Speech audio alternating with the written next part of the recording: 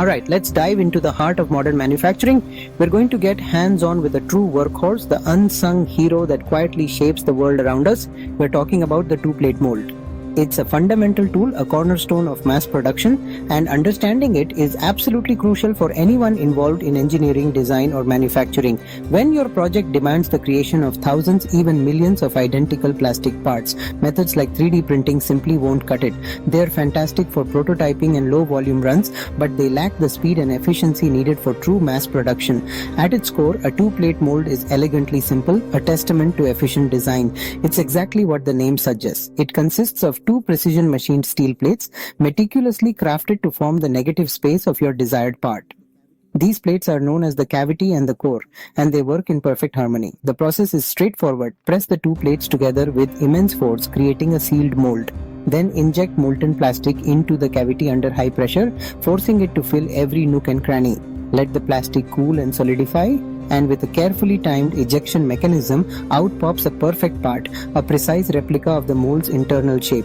This cycle repeats over and over, often with cycle times measured in seconds, delivering consistent results with incredible accuracy, ensuring each part meets the required specifications. Consider your phone case protecting your valuable device from the bumps and scrapes of everyday life, or the cap on your water bottle ensuring a tight seal and preventing leaks. Even the dashboard in your car providing a functional and aesthetically pleasing interface. So let's break it down piece by piece and take a closer look at what makes this essential tool tick, exploring the key components and the critical factors that influence its performance. Let's delve into the main components that bring your designs to life through injection molding. Meet the stars of the show, the cavity plate and the core plate. These two components work in perfect harmony to shape the molten plastic into the final product you envision. The cavity plate, often referred to as the A side, is one half of this dynamic duo. It's fixed in place and forms the outer visible surface of your part. The cavity plate is responsible for the overall look and feel of the final piece. It's fixed in place and forms the outer visible surface of your part. The cavity plate is responsible for the overall look and feel of the final piece. On the other hand, we have the core plate, also known as the B side. This plate moves and shapes the internal features of your part. It's responsible for creating the functional elements such as holes, ribs, and threads that allow the part to perform its intended purpose.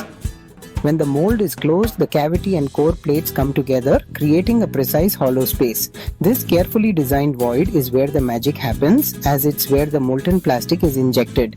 After the plastic solidifies, the mold opens, and the finished part tends to stick to the core plate, as it allows for easy ejection of the part from the mold.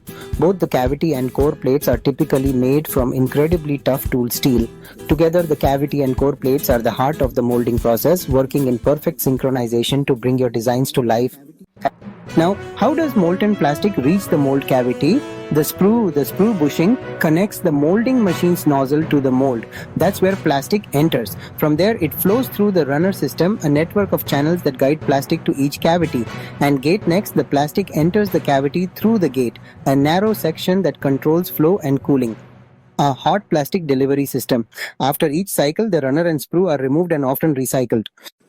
Once the part cools, it's stuck to the core. Time for the ejector system. Ejector pins, hidden in the core, push the part off when activated. The system resets automatically, ready for the next cycle.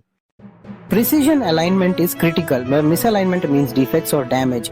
Guide pins and bushings ensure the cavity and core meet perfectly every time. These hardened steel pins engage before the plates touch, locking everything in place. Some molds add interlocks for even tighter tolerances. This system prevents flash and protects the mold. It's simple, tough, and essential for repeatable perfection. Every cycle, it guarantees a flawless seal and a perfect part. Why is the two-plate mold so popular? Simplicity. Fewer moving parts mean faster, cheaper manufacturing and easy maintenance. Quick cycles boost productivity, vital for high-volume production. Still, it's ideal for most single-piece plastic parts, bottle caps, containers, toys, and more.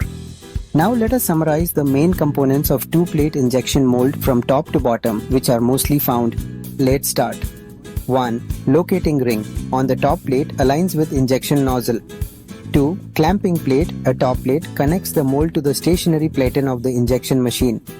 3. Cavity retainer plate, holds the cavity insert and aligns it. 4. Cavity insert, cavity block, shapes the exterior of the molded part. 5. Sprue bushing entry point for molten plastic from the machine nozzle into the mold. 6. Runner system, if present, distributes molten plastic to multiple cavities.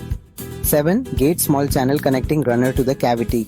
8. Core insert, core block forms the interior shape of the molded part. 9. Core retainer plate holds the core insert and guides the ejector pins. 10. Ejector plate, moving plate, houses and moves the ejector pins to push the part out. 11. Ejector pins push the molded part out of the core after molding. 12. Ejector retainer plate, back plate, holds the ejector pins and connects to the ejector plate. 13. Support plate, spacer block, provides structural support and spacing between plates. 14. Clamping plate, bottom plate, connects the mold to the moving plate end of the injection machine. 15. Guide pins and bushings ensure accurate alignment of the mold halves during closing. 16. Cooling channels within plates circulate water to control mold temperature. Optional additional features: return pins, reset ejector system during mold closing, springs or hydraulic cylinders for ejector movement. And that's a complete look at the components of a two-plate injection mold from top to bottom. Now you know about the two-plate mold. Welcome to UG Mold Tech. If you found this helpful, give us a like, subscribe and let us know what you'd like to see next. Thanks for watching.